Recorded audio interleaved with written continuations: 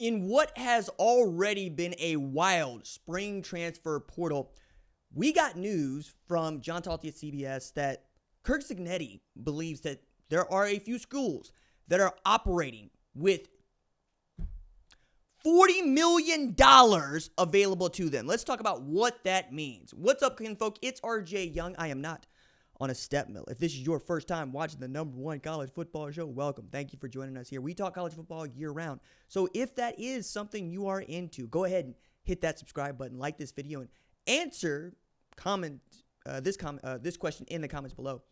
Do you think there are a handful of programs that are going to separate themselves this year and next with upwards of $40 million available across what you're getting in as far as the salary cap that the universities can spend, $20.5 million on your athletic department, and what the collectives can provide? That is what Curt Cignetti believes that there are a few programs working with, among them Ohio State, Texas, the who's who of teams and programs we expect to play for the national championship in 2025. You can add a number of other schools to that list, and at this point, it's really about not whether you're on that list, but whether or not you think you can compete if you're not on that list. And Curt Cignetti's Indiana is a great example of a program that proved it could do that last year. While the $20 million that Ohio State spent on its roster looks paltry now, at the time, it's a very large number. So much so that Ohio State fans had been telling anybody that would listen, Oregon probably spent more, right? Michigan probably spent about the same. Penn State spent just a little bit less, but we didn't get that much of an advantage because most of the guys that were paying were guys that were already Buckeyes in the first place. But adding guys like Caleb Downs, adding guys like Jeremiah Smith, adding even a Will Howard and a Quinshon Judkins proved to be the difference in not just winning the national championship, but how we think about your football team headed into the college football playoff. And you could see that there were commissioners all over the sport, notably Greg Sankey, that were very upset with just how the committee had chosen not only to the teams, but where it seated them. That led to a Final Four that did not have an SEC team in it and didn't play for a national championship for the consecutive year. Now that on the day we get news that, yes, we're going to do this all over again, and national championship game is going to be January 19th. We're going to start playing the quarterfinals on New Year's Eve. We're back to, okay, how much is it going to cost to put together a roster? And as you've seen these numbers go out, I'm giddy for some of the kids. Like Joey Aguilar is going to fall into basically an extra $200,000 by taking the same deal he had at UCLA because he moved from a place that's got 13% taxes from the state to a place that's got 0% taxes from the state. While Nico Iamaleava lost money and reputation to go to UCLA. And then you've got Madden Iamaleava, who is leaving Arkansas to transfer to UCLA. And apparently Hunter Yurchek put out I smell smoke post going, look, I'm going to empower our collectives to enforce these agreements, which sounds like that, they might be owed some money from a Madden Iamaleava who had flipped from UCLA the day of to go to Arkansas, which for us today screams money is involved to just leave during the spring transfer portal and really not give Arkansas its quarterback of the future like they thought they would have. Nice part for Arkansas is you can go get anybody at any point, really. But you would like to have a guy in your system. You would like to have Bobby Petrino know that he has the next dude that he needs behind a Taylor Green. Now, I also think that this is really interesting coming from Curt Cignetti, who says, hey, we don't even have that, we don't have $25 million, let alone $40 million to spend. Some of this, I think, is, him being on the level about not being able to compete with Ohio State, Texas, Georgia, Alabama for the kind of money they're going to spend. Some of this is him not trying to telegraph to other agents, you can't fleece me. I don't have money to give you, even if he does, right? And you look at the rosters, and you can more or less pay attention and see just how these things are happening, especially at the quarterback levels. That's where the conversation is, right? So if your quarterback is making $2, $3, $4 million, imagine what your star wide receiver might be making, or your star cornerback, or your star defensive tackle. David Stone went into and out of the portal in part because of money, not all because of money, but in part because of money. And you're seeing players try to use this point of leverage. And we saw this in the NBA, this whole player empowerment part of it. I think this is a myth, and I think this is overstated. And I'm not going to be the person telling you that players have more leverage than they've ever had. Because, because now they get to enter the portal. But I would also add to that, you have more men enter the portal every year and fewer come out every year.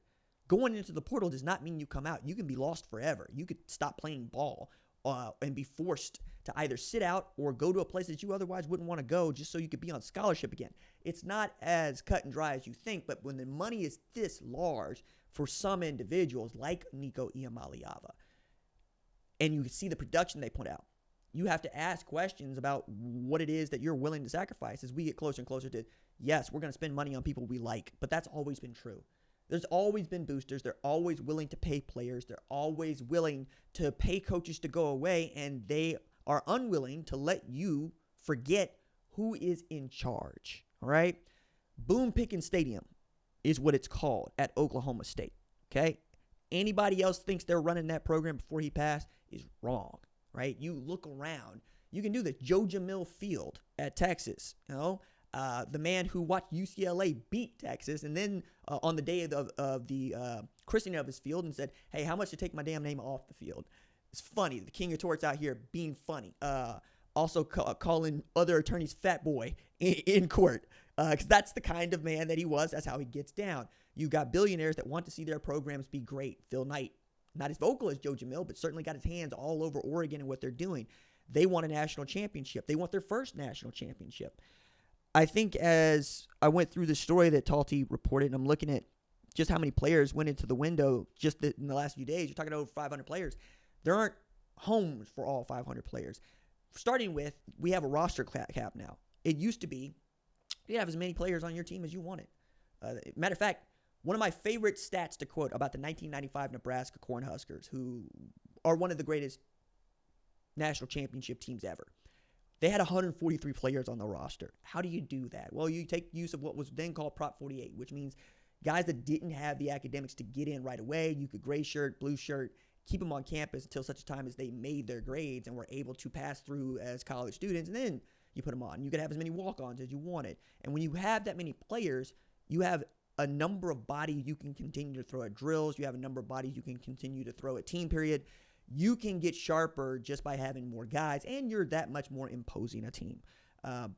We've since not only had the scholarship limit, right? We've started to say, how many walk-ons do you need? Well, it used to be you could have as many walk-ons you want. Now, you have to have 105 roster players, which means there are scholarship players this year who will not be playing football next year, let alone be walk-ons. They simply won't be playing football because we have decided to ramp this thing up. So you've had coaches actually have to walk up to players and go, I'm sorry, you don't have a spot here next year.